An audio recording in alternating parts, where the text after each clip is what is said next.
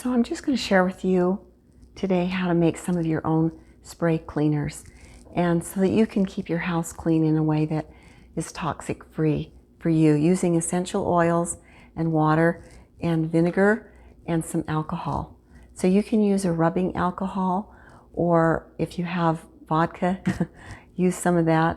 Whatever you use, make sure that it's one of the ones that will help really kill the germs. But the wonderful thing about it is that the essential oils are antimicrobial and antibacterial as well, and they kill germs as well as clean. So the first one I'm going to make is a shower scum remover.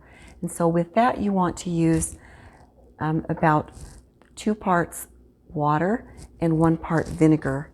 So I'm going to be adding the vinegar and water to this little bottle, since I don't have a very big one right now.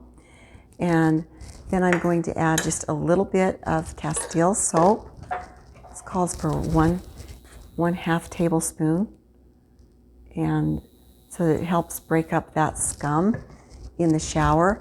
And then I'm adding, I really like the lemon to help break down some of the oils in there, and you'll have to shake that up before you use it, and a little citronella.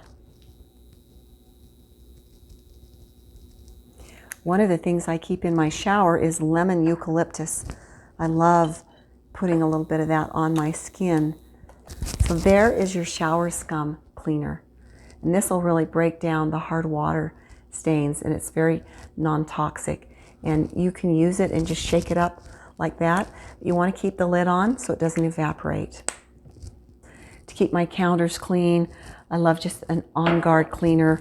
You add the On Guard and water and just shake that up, and then you've got this really great cleaner to just spray and wipe up counters and messes as you go with your kitchen.